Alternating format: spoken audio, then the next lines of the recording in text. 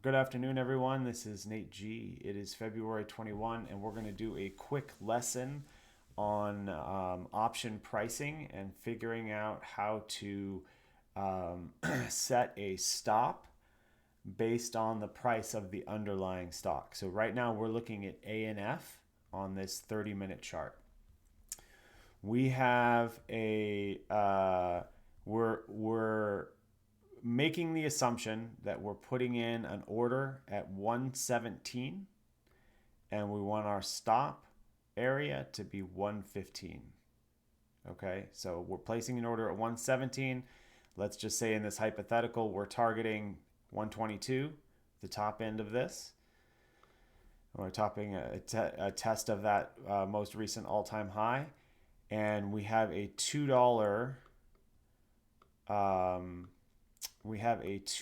stop loss on the underlying stock. Okay. So when we go to figure this out right now, we're going to look at the February 23rd. Okay. Those are this week's $117 calls. Okay. So if you're watching this back, but you'll just have to believe me, but here's what I'm going to say is if you're with me on this, go to those calls, look at that option chain, February 23rd, 117s. These are trading for essentially $2. Okay, $2 a contract. Because the bid is 195 and the ask is $2.05. So the mid is $2. Does this make sense? Okay. So these are trading for $2 per contract, right? And it's perfect. They are at a delta 50. Okay. So the 117 calls trading for $2 and they are at a delta 50. Okay. So a delta 50, well, now they just changed to a 49, but this works great for this. Okay. So at a delta 50, that means for every dollar move in the stock, right? Every dollar move down or up, obviously this changes slightly as it moves, right? For every dollar move, our option is going to move 50 cents. Okay, that's how delta works. Right? This is delta. Okay. So, if our option is traded, let's just say we're buying one contract. Let's keep it super simple, right? If we're buying one contract, right, at $2, that's $200 investment in this trade. Okay? And we want to set a $2 underlying stop loss. What price would we set our stop for if we wanted to stop out below 115?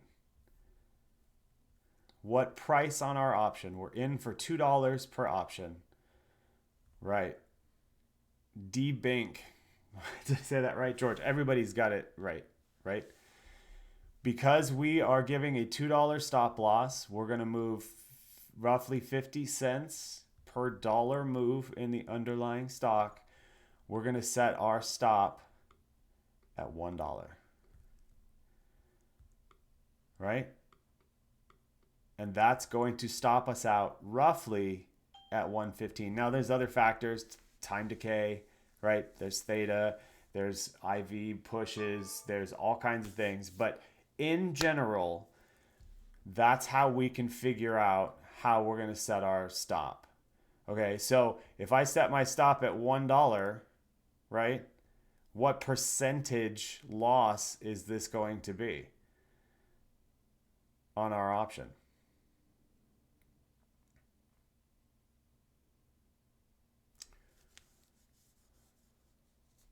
Yeah, so that's a 50% stop loss, okay?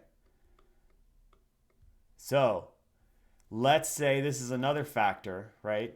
So that's how you figure out how much the price is going to move, right? if let's say my account size is 20K, okay, and my max position size is 5% of my account, okay, so my max position size is $1,000, okay. How many contracts can I buy?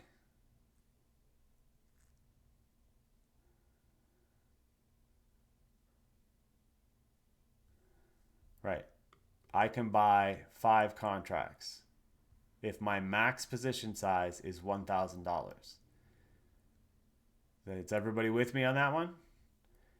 But if my max position size is $1,000, I'm betting that my max loss per trade, my max risk doesn't fit these parameters. So let's say I have a max risk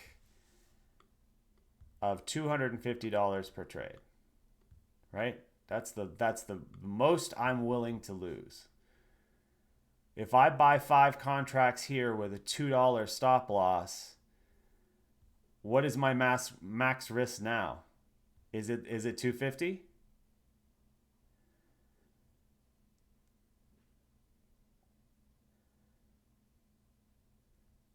Right. You got it. I am risking in this trade if I put in $1,000, right?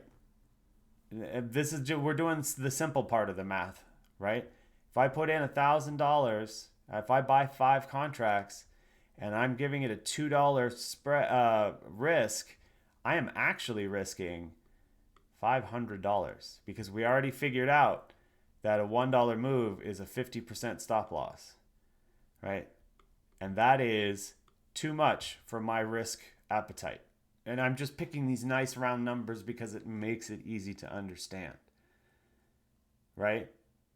But I don't want to stop out somewhere here in the middle when I hit my 250 because then I wouldn't let the chart play out, right? I have to use the chart as my guide.